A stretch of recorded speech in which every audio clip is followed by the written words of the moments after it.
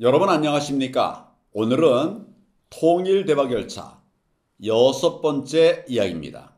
통일부는 오는 2026년 완공 목표인 국립북한인권센터의 설계를 공모한다고 발표했습니다.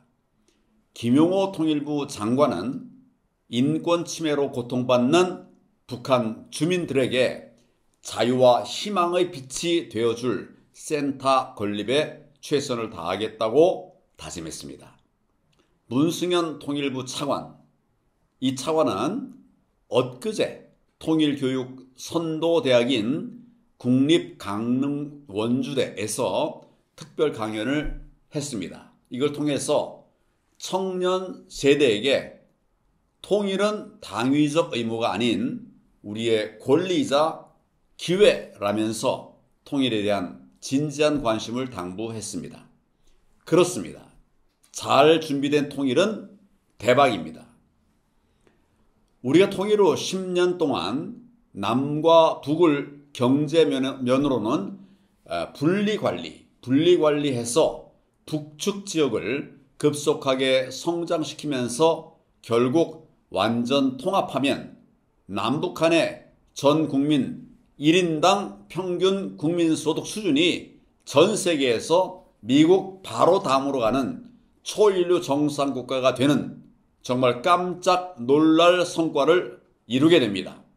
우리는 이것을 통일 대박이라고 부릅니다. 그러나 이 경천동지할 일은 우선 통일이 되고 난 다음의 일입니다. 그렇다면 우리는 통일을 어떻게 이루어낼 것인가? 그 최선의 방법을 찾아가야 합니다.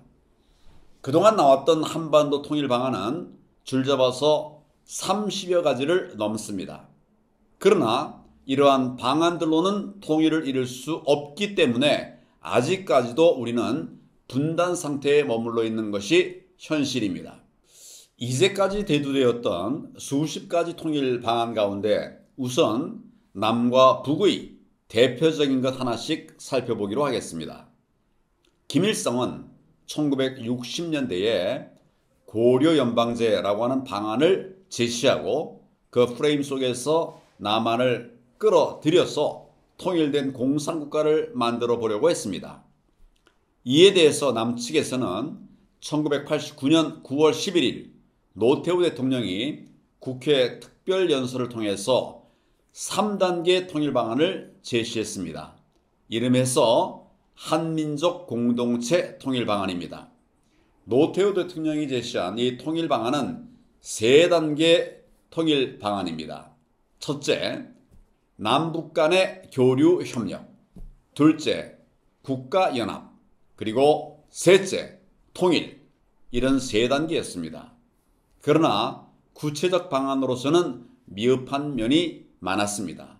예를 들어서 국가연합이라 하면 남의 자유민주국가와 북의 공산국가를 엮어서 국가연합을 만들어 붙여놓는 것입니다. 그런 정치와 경제가 작동이 되겠습니까? 사실상 가능한 구체 방안으로는 미흡했습니다. 그 이후에도 진정으로 통일을 추구하는 대통령은 아무도 없었습니다. 이승만 대통령의 북진 통일 정책 이후 모든 정부에서 통일이라는 입에 발린 그런 구두선만 있었을 뿐입니다.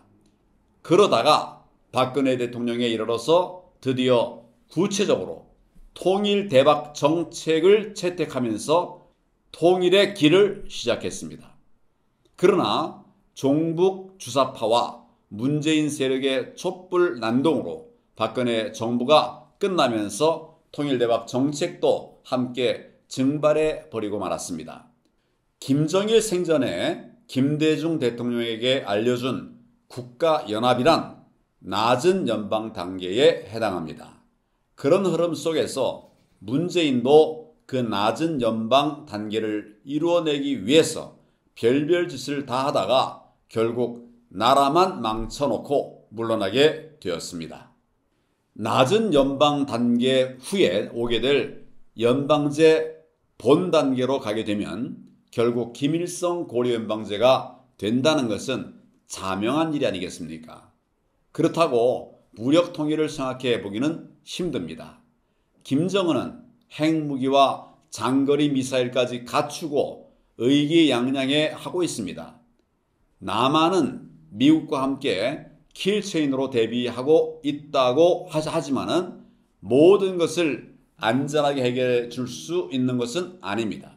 우리는 어느 길로 나가야 할까요? 다음 시간에 계속 말씀드리겠습니다. 감사합니다.